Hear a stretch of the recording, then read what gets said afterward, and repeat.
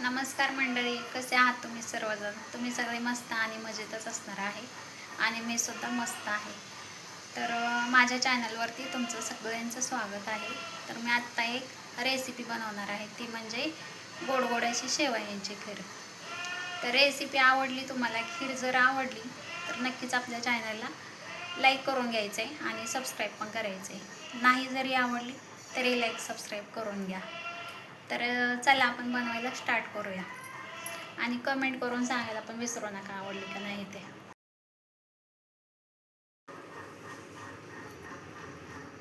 तर बघा, खीर तर अशी बनलेली आहे आपली, अगदी कमी वेळेत आणि कमी साहित्यात पटकन होऊन जाते ही खीर. तर चला आपण बनवूया. इथं शेवाळ्या घेतलेल्या आहेत मी. शेवाळ्या आपल्याला तुपामध्ये भाजून घ्यायच्या आहेत. कढई गरम करायला ठेवली मी.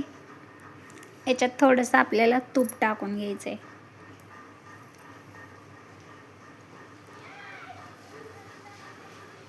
तूप गरम झालं की थोडंसं लालसर होस्तरच शेवाळ्या भाजून घ्यायच्यात.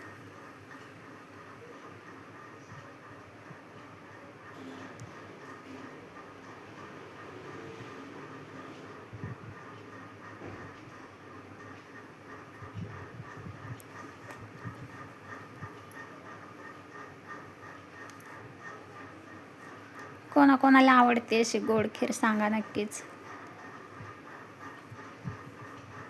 शेवाळ्या आपल्याला थोड्या वेळासाठी परतवून चांगल्या घ्यायच्या आहेत.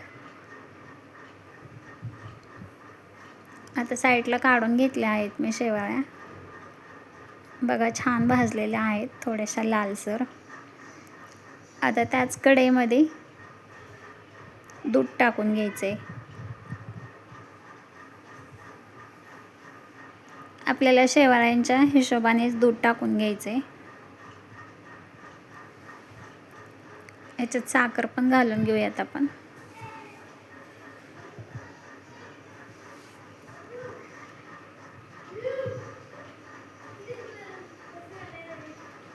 साखर विरघळोस तर आपण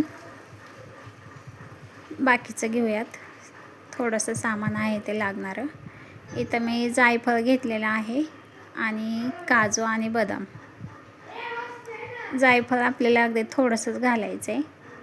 इथं मी बारीक करून घेतलं आहे जायफळ आणि काजू बदामसुद्धा. साखर चांगली विरघळलेली आहे बघा.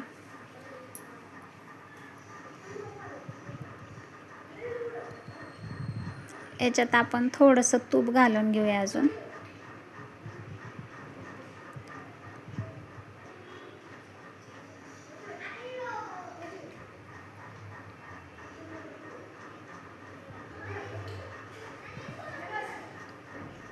आता यात बारीक केलेलं जायफळ, काजू आणि बदाम टाकून घ्यायचे आणि विलायची घातली तर अतिउत्तम अजूनच. पण माझ्याकडे विलायची नव्हती आता सध्या, म्हणून मी टाकलेली नाही आहे.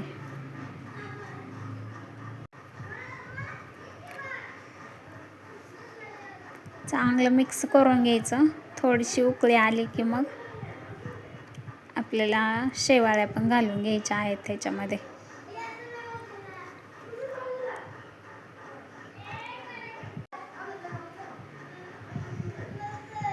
आता याच्यात सगळ्या शेवाळ्या घालून घेऊया आपण.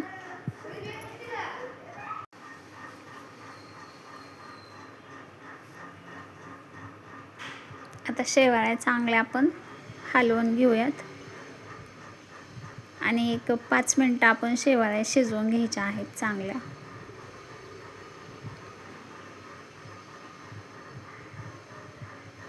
झाकण वगैरे ठेवायची काही गरज नाही आहे, शेवाळ्या पटकन शिजून जातात.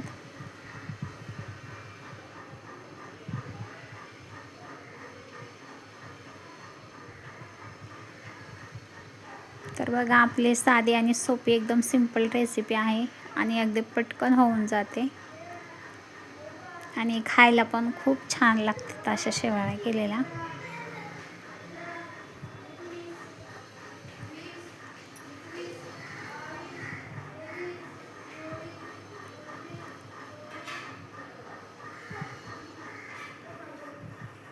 बघा तयार झालेल्या आहेत छान. आता गरमागरम खाऊन घ्यायच्या. खूप छान लागतात गरम गरमच.